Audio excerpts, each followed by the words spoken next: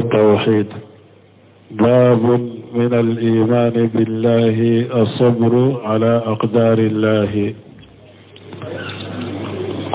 وقول الله تعالى: ومن يؤمن بالله يهد قلبه.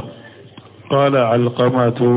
هو الرجل تصيبه المصيبة فيعلم أنها من عند الله فيرضى ويسلم. بسم الله الرحمن الرحيم، والصلاة والسلام على نبينا محمد وعلى آله وأصحابه وسلم تسليما كثيرا.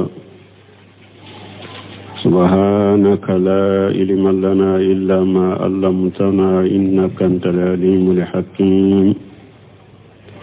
أستغفر الله الذي لا إله إلا هو الحي القيوم وأتوب إليه. اللهم انفعنا بما علمتنا وعلمنا ما ينفعنا وزدنا علما. بيه تراتا سوية هجرية باكلاني كمناني أن بناني أن الشبي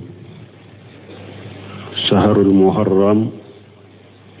من هجرية سانكالو فلو بيسويني وفلاني ميلاد النصارى وكجاتو بافلا أن مغاني وورو سانكالو وورو نا بيسويني تاني ولو فلاني أمبي داودا بغو مسجد رجاق أمبو كنو درسوا الشيخ الإسلام محمد بن عبد الوهاب أكا كتابو كنو كتاب التوحيد بوندا مناكو أبلي من يلا كسبالي لاتيجي كورو كسبالي لك لاتيجي كورو. قوله تعالى أكو وقول الله تعالى أكو ألك كما ومن يؤمن بالله يهدي قلبه. على كل مؤمن لمن يرى لا بيتسكون كندا. قال القمة كو هو رجل أكون نيتشد نيمغد تصيبه المصيبة مصيبة باصرو فيعلم أنها من عند الله. أبادو كوني مصيبة بورا على دفع كالسرو فيرضى أنا جيني مصيبة إني ويسلم أنا كقود ألم. قوله نندنا ابن سيمين رحمه الله كسره كنو ومن يؤمن بالله من اسم سرتي جاجم وفيل سرتي يؤمن وجوابه يهدي. والمراد بالإيمان بالله هنا الإيمان بقدره لا ينيني لمنايا كاللمناني اللتقي. قوله يهدي قلبه يرجعه طمانينة ناكو على بيدسون كان نمغمي ني دارا اللتقي لا إلي مناني اللتقي على بيدسون كان دا دسون كان دا ينجمع على بيقرجاقي ما فانتي الله دسكون أبي دسكون ما فانتي أبي قرجاقي ولا. وهذا يدل على أن الإيمان يتعلق بالقلب. نبدل ليرا كل من يدل لنبه دسكونا. فإذا اهتدى القلب اهتدت الجوارح. يدسكون كندرا سوهو بكندا. لقوله صلى الله عليه وسلم تيدن كما قصوالا كتنونا كسباكا إن في الجسد مدقة تيدن كسوغبو دوغي فاركولولا إذا صلحت صلح الجسد كله نانيانا فاركولو بينيانا وإذا فسدت ناتيانا فسد الجسد كله فاركولو بيتيانا ألا وهي القلب والسغبو كدنيا جمعي دسكون. donc na hada manden dusukun tilela droit nyana droit kandara dro soufew tobe kanda ni dusukun chiana soufew tobe chiana. قوله قال القمة هو أكابر تابعين. القمة تابعين bado diro taabina chokoroba do de taabina ba belebele bado de alqamatu qawluhu alqamatu naqo huwa rajulu tushibuhu almusibatu ko o yecce de nim masiba basro ilqi kataka kuma laba والتفسير القمة هاجا من لازم الإيمان القمة كالتفسير من فلان يوبل لي من يدكونه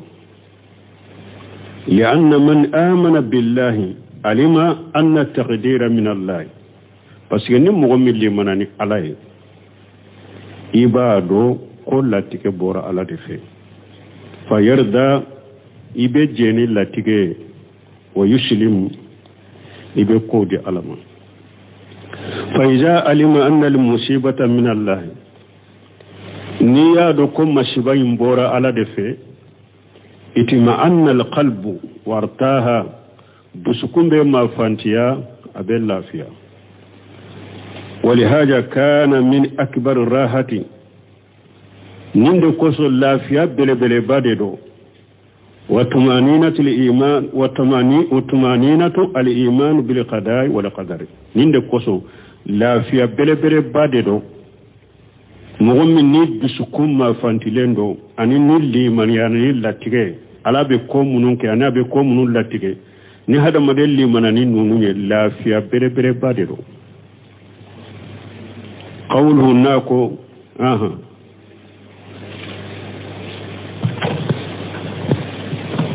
وفي صحيح مسلم عن أبي هريرة أن رسول الله صلى الله عليه وسلم قال اثنتان في الناس هما بهم كفر الطعن في النسب والنياحة على الميت. قوله في حديث أبي هريرة ناقوا أبي هريرة كحديث سلمان وفي صحيح مسلم أنا مسلم ككتاب سهل كن أن أبي هريرة أن رسول الله صلى الله عليه وسلم قال سمنا أبي هريرة ما قال كثير لك تنون كشبك قال كو اثنتان في الناس أكو كفر بهذا مدونا هما بهم كفرون وكفر يفسر وليد هذا مدون بلو كافر فتنجو وكفر يجمعي أتانو في النسب كموكا دمبل لغوش والنياحة للميت ni su fatura banni kera ka kulo sula komi dufanin kulo chogo ulu ye fisru waliya de kafira fitinu de mana junubu de do kabara junubu de do nako qawluhu fi hadith abi hurairah isnatan mubtada وسوغ الابتداء به التقسيم أو أنه مفيد للقصوص قوله ناكو اوا اثنتان من فلنية وسوغ الابتداء به التقسيم أو أنه مفيد للقصوص إما ككون ننتلا أبي كون نكو obe faida min dama ku kere ya ku bila kodo ka kome obe nasarhu la chogomi qawluhu bihim kufru alba'u yuhtamalu an takunu bi mana min ay huma minhum kufru na ko bihim kufru ba'u min fulenye abesika ke bi mana min mana ay huma minhum kufru ka ko nin ko fula hadama dawmbolo kafiriyado ويهتمل أبسك تفنى أن تكون بمعنى في أكثر في معنى أي هما فيهم كفر كان نكف لا تهدى مدين بلو كافر أو بلو نكف لا يكافر يعني هذا مدين إما كميني نكف لا يكافر يعني هذا مدين وبأنك بمعنى في نكف لا كوت هذا مدين بلو كافر أو بلو قوله كفر أي هاتان القصلتان كفر معنى ننكو فلا من فلن نيكو كافرادو ولا يلزم بوجود قسلتين من الكفر في المؤمن أن يكون كافرا أتايرا كافن من جغو فلا صور المؤمن من نكو كافرين أبورا سلام يكونوا وتدي أتويرا دي كما لا يلزم من وجود قسلتان في الكافر من خصال الإيمان كالحياء والسجاءة والكرم أن يكون مؤمنا أبيكم من جوجو فلا دوبي نو فنا سور لا كافر لا وتايرا كو مؤمن دو ويجمع مالويا أني تشفريا أني فونان سريا مالويا ني تشفريا أني فونان سريا ني كافر مي نو كو أبي مالويا بسامي أو أكفري فاتشفري دو فونان سري دو يا لو بايرا كو مؤمن دو وتاك مؤمن يده ها wala mu'mini fana nin jogo sorola ila kamo ka dambel la goshi ube ka kasi sula kumi tufani kasi togo utayira koye kafiriye قال شيخ الإسلام ابن تيمية رحمه الله شيخ الإسلام ابن تيمية لك نيمكو بخلاف قول رسول الله صلى الله عليه وسلم وأكد ديفرنشي دو ابن تيمية بويرا ولايا mana kafira ubena hadisa ukono kafira do bena hadisa kono bayira ko ye kafira kumba baye kafira na chugo do be hadisa ukono no nana o yayira kafira fitini de kumba bate shawul sila buntemia no semenu ya kakuma minta bake ko de yiranna buntemia ko akwa ni chiden kakuma bora nyon korode ma bayna rajuli wasirki wal kufri tarku sala kilen ko min be hada madenni mushrikiya ce ube kafiriya ce tarku sala ni sallitoy bon ni mushrika min fulen ni kafiriya min fulen ni kafiriya kumba badiro mushrika kumba badiro munna anyo doni munye alifu lamu min bala ashirku wal kufru ani kufrun bihima kufrun ko kelawunte shirku min alifu lamu donala hadisa kono te ni shirku kumba bai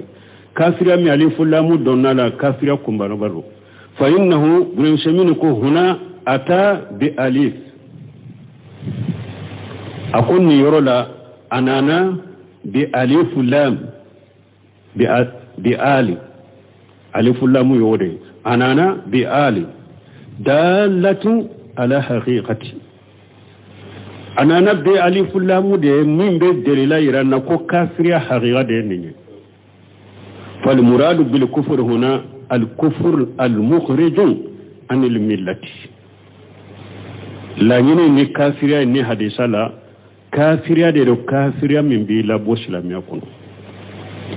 bi khilaf maji kufrun nakirata mais ani kafiriya nale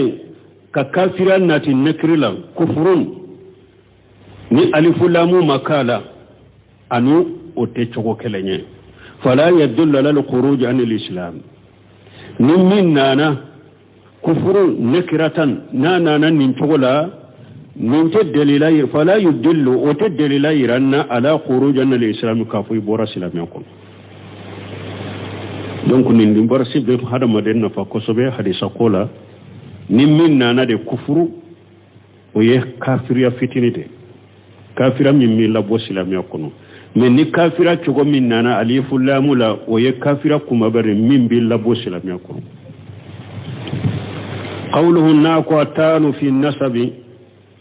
ay ali ayibu fihi ka hadam madenka dambel la gosh aw nafiyuhu ube ka abge ka bo ka dambela nin kabilan masina eten nin kabilan masina lawo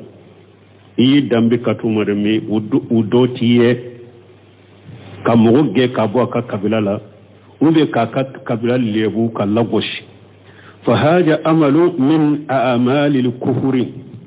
نسمين كو نمبارا من فلن نيني كافر بارا ودي نان يافو كافر فلالتك من انتلا بوسلام يكون قوله نياهة على الميت أي أن يبكي الإنسان على الميت هذا مدينك كشي سهولة buka kasila ala sifati nawhil hamami komi duvani be kasi chogomi duvani na be kasa be kulo chogomi e fana ni su sara ka kasi o chogola o tebede o ye kabayra jurubude lianna hada yadullu ala tadazzuri wa adami sabri parce que nin kasi chogo bayira ko e diminara e torola bo bayira fana o bi ka sabali baliya de ira fana فهو منافي للصبر الواجب ني صبر تنيغونتا صبر من واجب اوكا نيمبو جيكا بوي بولودي وهذه الجملة هي شاهد للباب من جملة يرد بوندا شاهد يبوندا إنا معنى كاسي سولا من بيكا صبر بليا يرا حديثين دوكو أكا شاهد ينيرو حديثين دوكو بوندا la ñini yenn yoro yere de o ko fe ibn Usaymin rahimahullah ko wan nasu hala al musibati ala maratib arba dersu bila do ñini kalimin jabira fo sera jabu be ko ibn Usaymin yere bina kuma ka jabu fule kana fo sabali hadama dew wa masiba wakati hadama daw nye cogo ya nani de masiba wakati la alula folo tasaqutu kadimi parce que nyinin kari kera de ka jeni latige ani ka sabali latige ko difference jumani be ngunyo konche abeno ulude fo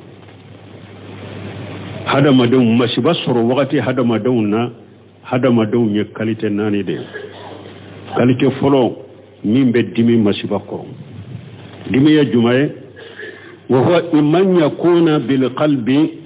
imat atigi tumami masiba ya sura dimi nanani dusukunye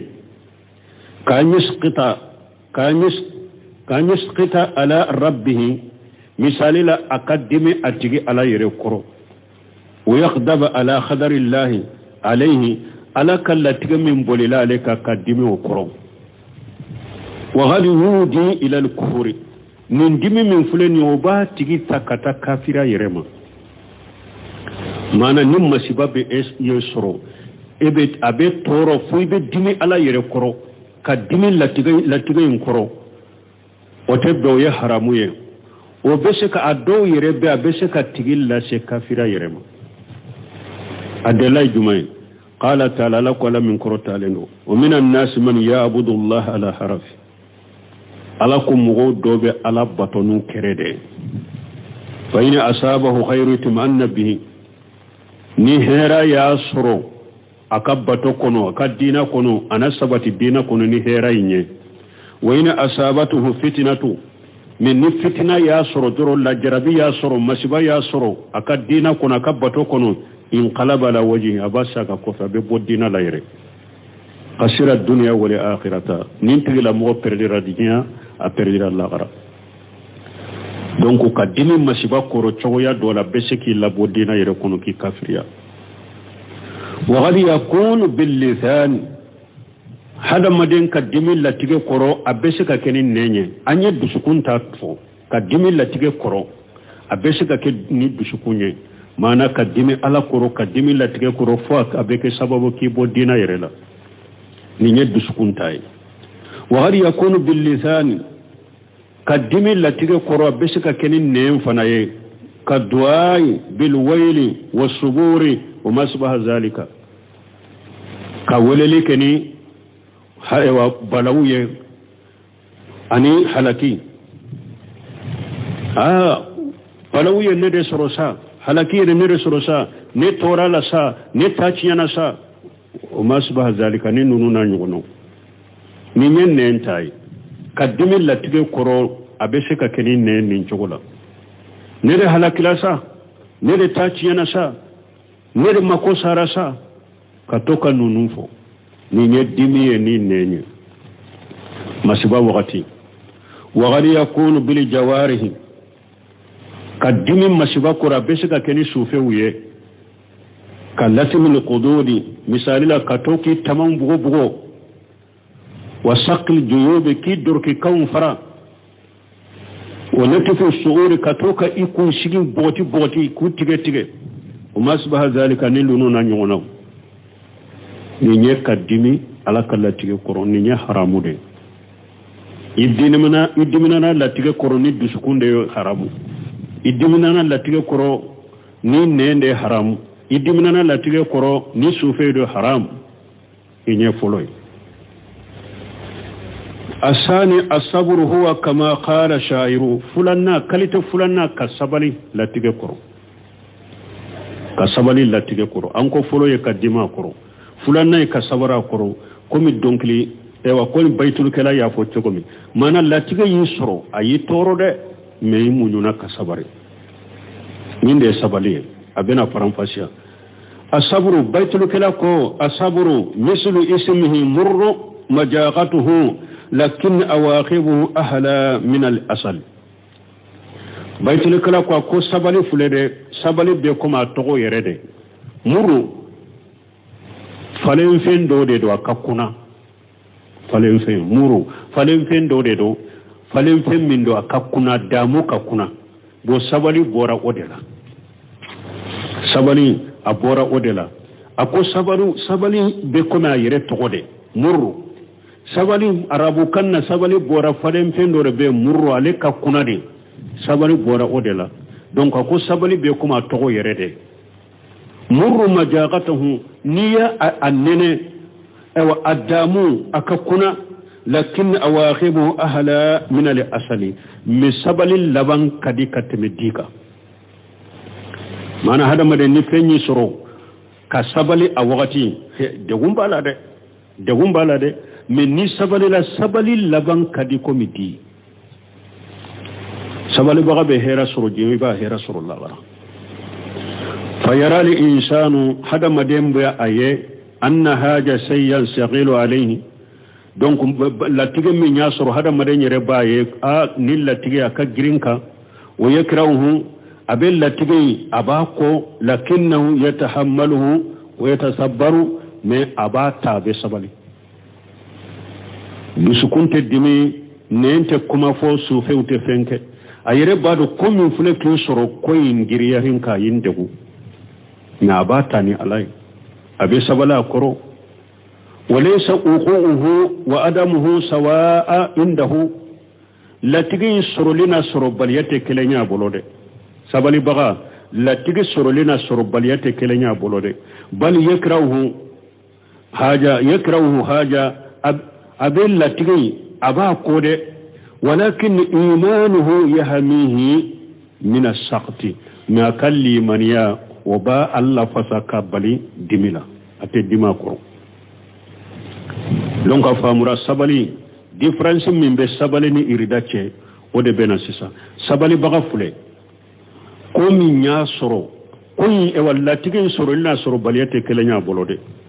la tigay soro li ya degu aya toro aya degu me amunyuna koro ka sabala koro katani alai ninde sabali ni nya wajibi ni fulana wajibi sabali wajibi anko folo atasakuto ye haramuye fulana sabali oye wajibi hada madenka ni koyi soro abese ki degu abese ki toro meja kwa wajibi sabala kororo ikamunyi ka sabali ka kota ikakoda alaka ni fulana asalisatu sabana irda masiba soro wakati hada madawnya kalite nani de kalite sabana lahala sabana irda ka jeni latiga yere wa huwa a'la min zalika donc ale fana de korota lendo kateme sabalinga wa huwa an yakuna li amrani indahu sawa iridaye munye milla tige minya hada madesoro masiban minya hada madesoro masiban yisoro lina soro baliya bede kelenya lebor iridaye ninde irida difference min be irida ni sabali ste ofle sabaliye latige sorolina soro baliya wute kelenya bolode latige nya de waya toro ma munyuna sabarira ni minge nani latige soroli minge nani masibai sorolini masiba soro baliya beda e kelenya le bolo irda ninde abe kelenya le bolo bi nisbati li khada'i llahi wa qadarihi ala kallatige nyorola ala ye minke ani ala kallatige nyorola asorolina sorobaliya bede kelenya le bolo min jenanani mashibai wa in kana qad yahjun min al musibati harina ya soro mashibai kono abeddu sukasi li'annahu arajulu yasbahu fil khada'i wal khadari parce que mogode do abake kanoni ala ka konde kono ala ka ko kelewde kono na kallatige de kono أينما ينزل به الخداء والخدر فهو الناجل به على سهل أو جبل ألف لنم مسبا ياسرو مسبا ينجغناك يرولا يرو منك نووا مسبا ينجغناك يرولا يرو منك غريبا إن أصيب بنعمة أو أصيب بضدها لنيني نا ينيمة دسرو ولا ينيمة تندو سرو فالكل عنده سواء وبيدك لنيا لبولو ale kono ya ayereto ala ka ko de bolodoro ni mashiba min ya sura ya ayereto ala be ko mununke ala be ko munul latige aye ale ya yoreto ulu de bolodoro ni hera de soro lawo e wa hera tanade ya soro abeye kelenya ale bolo la li anna qalbuhum mayitun o tayra ka ke ko mi ko dusukun fana salendo de bal litamami iridahu bi rabbih subhanahu wa ta'ala munya Allah senin degere ma ni abejje na akajje li dafale atigi ala koro masami senade masami korotane o de ya shenin degrema mi ate komi mo dusukun fana salendo de afu ko ya soro ko ma soro bere klenya bula dusukun salendo fana tede mi munya la shenin degrema ayeji ajeni dafale mimba bolo kata tigi alama yatakhallabu fi tasarrufati rabbi ajja wa jalla alebe yelema atigi alaka ko yelema ude kono masamin ka bol korotalendo walakinnaha indahu sawawu me ale bolo abede yekelenye ale bolo iz innahu yanzuru ilayha bi itibariha qadaa li rabbih parce que alebe lajlike masiba min yasura alebe lajlike masiba lajeni alaka latige lajeli nyaade وهذا الفرق بين إردان وصبر نشمي كو أكو ديفراسي من فرق من بي إوا إردا كجيني لاتيجي أني كسبال لاتيجي كورو ديفراسي من بونو نيوانشي وفلنين دي سبالي بغا مسيبا من يالي سورو مسيبا سورو لنا سورو باليه وتكلني عليه بورو مسيبا يسورو لي بعد دغوا با تورو مي أبا تاني على بي سبالا كورو me iridata mimbe jeni masibai soroli na soro baliya bede kelenya leboro ninde sabanai rabi'atu hada maden kalite nani na masiba soro wakatila asukuru munun be ala barikada wa huwa a'la li maratibi martaban nani be ninde ba be sanfe martaba munun fora sabali yo iridawo ninde ba be sanfe wazalika ninfule أن يشكر الله على ما أصابه من مصيبته ننتا يدي مصيبة من يا على سرو يرابي على بركة دايرة وفناتا كبو إرداتاي وفناتا وكبني إرداتاي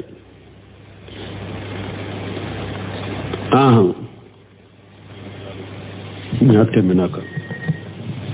وذلك ننفل يكون في عباد الله ساكرين nunun beke alaka jondo la mana min ni masiba ya sorabe ala barikada o beke alaka jondo la alaka jom mununya ala barikada bagay hina yara ale beke alaka wajalika yakunu fi ibadillahi shakirina nintigi ale beke alaka jondo la alaka jom mununya ala barikada hina yara tumama yaye anna hunaka masaiba ajama minha bo sababum juman ba to ni hada madembe ala barikada masibaka abo sababu fanafo afolo ale baye masiba min fule kan ne sorote masiba be mun ka bonne ne donc ale be ala barikada taka ne kan masiba min fule ne masiba do be ayo mo do sor mun ka bonne tay donc ne tanka ala barikada donc abe ala barikada kele وأن مصائب الدنيا أهون من مصائب الدين أفلنا من بهذا مدين بلا نيب على بركة مسبكة أفلنا abado kafo jiya kan masiba kallo no lagara tay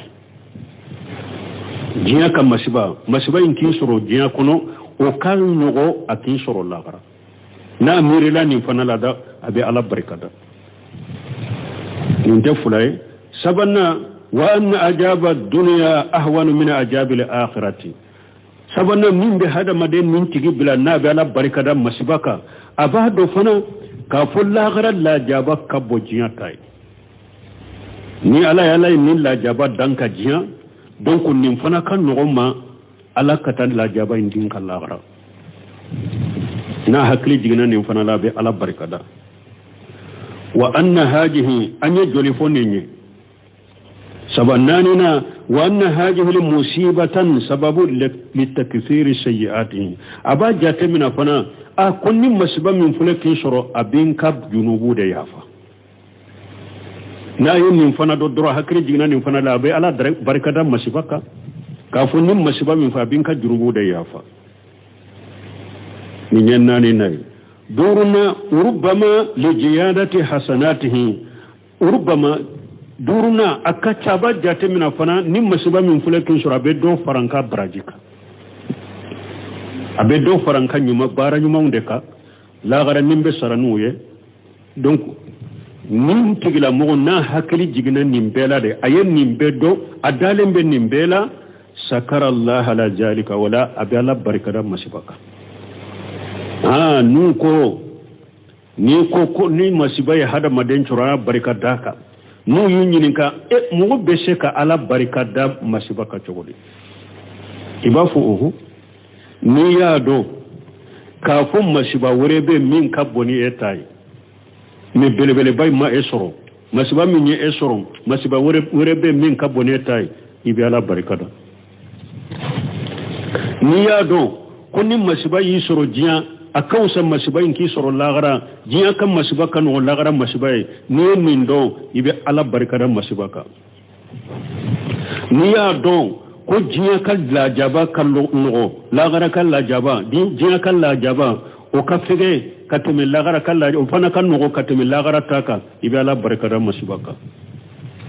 ni ya do ko masiba min yi sura bi ka junubo da yafa ibe ala barkada ka ni ya do ko masiba min yi suro abe do de farika baraje kala fe ibe ala barkada qala an-nabi sallallahu alaihi wasallam nabi ma ko la ka tanuna kishibaka ما يصيب المؤمن من هم ولا قم ولا شيء إلا كفر له بها حتى سوكة يساقها تيرنكم مؤمن فلده أكو هم سيت مؤمن سرو قم سيت مؤمن سرو فويت مؤمن سرو فألا بك جنوب يا فناي هاري موني ناي مؤمن سرو ده ألا بك جنوب يا فناي موني har ni moni de mu'mini sugala bi ka junubu ya fanay donc wala hada madenye nin kalite nani de maswala anko al khulasatu ka kuma surunya wote aw bolode ka kuma surunya asaqtu muharram kadimi masiba koro haram asani asabru wajib min masiba yusuru ka sabala koro wajibi asale sorida mustahabbu min masiba yusuru كجناي او قانونين دو واجب تيكا الرابع الشكر آل المراتب واكملها نانينا كلا بركه مسبكا ودبه ني مرتبه وبكا على دافالو كتمو بكا كما انه قد يزداد ايمان لمرن بذلك بنو سمينو كو مانا من فلك كما تودي نا كو تشيدن كو مؤمني مسبا شيت مؤمني سرو فوت مؤمن سرو حملا اني قمي اني فوتي سرو فو على بك جنوب يا فناي هر نموني نا يسرو على بك جنوب يا فناي كما انه قد يزداد ايمان لمرء بذلك اني فنا مسباي سرو لي ابك سبب هذا مدين كلمه ابي جيرناي parce que ni masiba min yisro ni dara ala kala tigela droyi jenanai kala barka daka obedo farika liman yakade abeseki kalima na fana jidi ولهما عن ابن مسعود مرفوعا ليس منا من ضرب الخدود وشق الجيوب ودعا بدعوى الجاهلية. سانتا أبلا فينغوري أوبيا بسك الدافع أكنا توكا تيجي كما كنا تيجي فينغكونو ها ولهما أني بن مسعود مرفوع ليس منا من وعبد الله بن مسعود كم وتندوي ko anana abdullah ibn mas'ud na akorta kata chidema laysa minna man daraba alqududa ko chide ko mo tando ye mimba tamon bugo wa saqqal juyuba naba kadruki kan fara wa dabi dawal jahiliyati nabi jahilukum ufo qawlu fi hadith ibn mas'ud marfu'a ay ila an-nabi sallallahu alaihi wasallam ka korta kata chidema قوله من ضرب القدود الأموم يراد به الخصوص لا بولين منفلك فويا من لا يني كيتشو دور كريكريا أي من أجل المصيبة ما أنا نمو من يتمانغو سمسيبا سبابولا نسيرو نمو من يتمانغو سيكاسرو مسيبا كوتي donc ubeyi muso bugoto ya tamangosi comme on sembere buna kuma ka me kana gosa nyauna gosili kerani olude amakeni masiba fentola la nyini yede ni tamon bugo ku gosi ni masibai qawluhu man saqqal juyuba huwa tawghul qamis juyuba yemunye droke ka alladhi yadkhulu minhu ras ibi kunkolo do droke romin ko droke ka tatuki ka droke ka farafara wajalika indal musibati ofana yoke masiba wakati de tasaqqutan wa adama tahammul lima wa alayhi mana kadimi masiba koro ani ni masiba min binnika ni desara ka sabara koro tatuki ka droke farafara qawluhu wa dabi dawal jahiliyati dawa mudafu wal jahiliyati mudafu ilayhi wa tanaja huna amran ko fula yenyugon sama ya al-ula al-awwal folo shiqatul umum kuma furani gorobali kuma de dawali jahiliyati li'annahu mufaradu mudafu fa ya ummu asani fulanna al-qarinatu tamanse afurani shiqatul umum ga kono qarina fanabe li'anna darba al-qudud parce que minye tamon bugoli وسق الجيوب أن الدلك كان فرفرلي يفعلان عند المصيبة ننوف لبك مصيبة وغتيري فيكون الدعوة بدعوة الجاهلية عند المصيبة ولا لين يا جاهلية كم فولي وبدلو يرجمنا وفنا بدلو مصيبة وغتي ما ناكو خارينو دعوة الجاهلية بشك غربالتا mana masiba wakati ni dawa jahilu kuma mfo ibese ka do hadisa no ye umumuye me qarinu fana be dawa jahiliyatu min fuleka foya ewa tamam bugo ni munye masibata doroke kam ewa fara ni masibata wala dawa jahiliya fana ni jahiliya kuma fo masiba wakati misla qawlihim wa ilahu jahilu kuma munye masiba wakati ukakuma ngonan nka halakisa aka halaki wa inqita ajharahu akakko ewa kakko tigilisa nko karira akakko karira halakira akakko kalira uruna nyogona masiba wakati nunu ya jahilu kuma ude wala awla yatma bunu sami yannunu fula fa kom min kanyi an turajjaha shiqatul umumi gorobalin kuma an kode giriya mana masiba wakati ro jahilu kuma foli tebe masiba wakati ro atebe masiba wakati tewo jahilu kuma foli atebe akwanko giriya ode kai wali kharinatu la tuqashisuhu taman shemunun nana ulutu shika dawa jahiliya inkere ya kabila masiba doronka fa yakunu al maqsud bid dawa kullu dawa من يسوها الجهل ولا أبشك وللي بيتا وللي نا بورا جاهلية دلا داوال جاهلية بشك بيتا أتسك كيركيراني مسيبا اندروي وذكر هذه الأصناف الثلاثة ayen nin kalite sabafo munna ni noniya sabafo munna ni jahiliya baran noniya sabafora munna li annaha qaliba ma takunu inda al masaibi parce que kachaya masiba wakati mo be nonu ndeke no mu tamango siko katuku yere bugo bugo ku tamango siko si abeto ka abolo do droki kana ka droki farafara abo oke ube abe jahili kuma fo nko tigirasa nko karirasa ne halakirasa ni saba fora ninde koso qaliba kachaya masiba wakati mo be nonu ndeke wa hadhihi salasatu min al kabair awannin ko saba junubo bawdero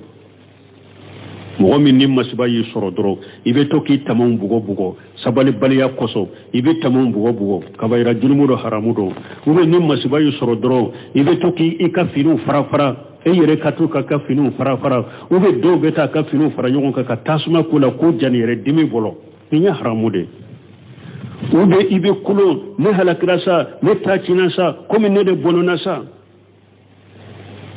donc nonu ye kabaira junubu de لأن النبي صلى الله عليه وسلم تبرأ من فاعلها parce que chidem bariyara kabwatikima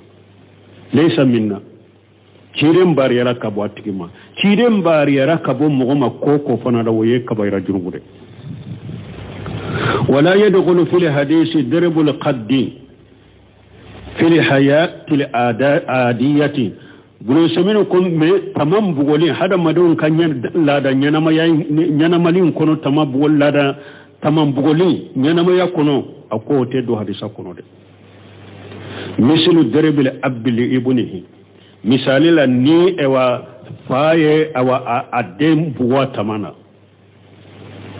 fa na ya tege farake ka bo de nye koro ka abuwa tamama ote do nin koro ka fo aye kabara jumun ka ya de tamam go sa aye kabara jumun ke ayi ninte do kono ako to do hadisan kono walakin yukrahu darabun ala alwajhi linnahi anhu akum ya konen do ikam mugo bugo anye daw kono la parce que ci de nya baleli kala ikana mugo bugo anye dawna ci de nya baleli kala ote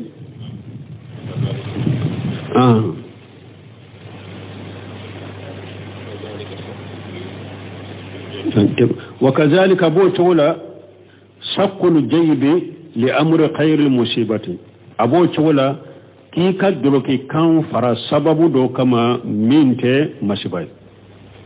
ni كدلوكي كان فرا ni kodo ye ko minte masibaye donc o fana te do hadisa yin kono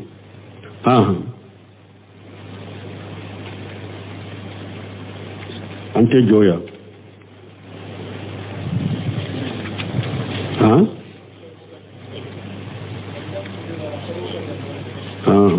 sallam be se ka joya yalla idore sibra iran inshallah subhanakallahumma rabbuna bihamdika ashhadu an la ilaha illa anta astaghfiruka wa atubu ilaik. بسم الله الرحمن الرحيم. كتاب التوحيد. باب